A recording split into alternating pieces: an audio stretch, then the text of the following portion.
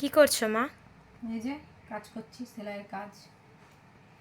এটা কে দিয়েছে? এটা যে পাড়ারই একজন দিয়েছে, জেঠি দিয়েছে।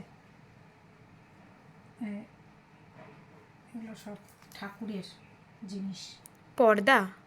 পর্দা না, ঠাকুরেরই আসন টাসন হবে, পাতবে হয়তো। কেটে নিলাম, এবার সেলাই করব। সব মাপ করে কেটে নিয়েছি, 4টে হয়েছে। তারপরে পিনটাও সুন্দর দেয়। ঠাকুরের জন্য কি পর্দা বানাবে? না, এগুলো পর্দা না, এগুলো মানে ঠাকুরের ইয়েতে মানে আসনে পাতবে? আসনে পাতবে মনে হয়।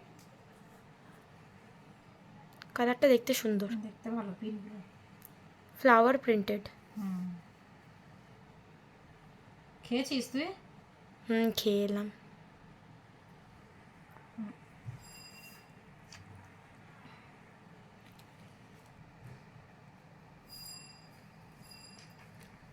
বসে বসে আমার কোমর ধরে যাচ্ছে।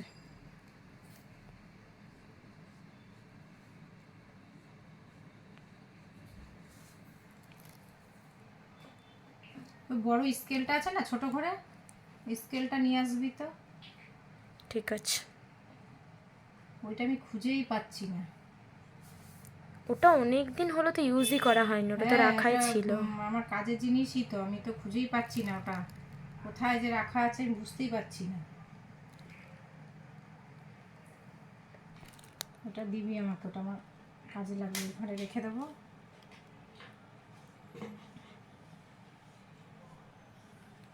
এখনো কতগুলো কাজ বাকি আছে, এখন সেগুলো আবার শেষ করতে হবে।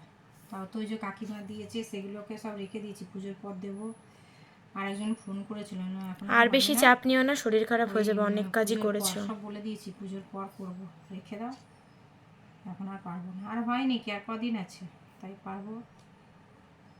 তাও তোরগুলো হয়নি এখনো। আমার অনেক কটা ড্রেস আছে। তোর আছে, তারপরে আমি তো আমারটা বাদই দিলাম, আমারটা নেই, করবো যখন তখন দেখা যাবে। শাড়িগুলো তো এখন করি না, শাড়িগুলো সব পুজোর পর করবো।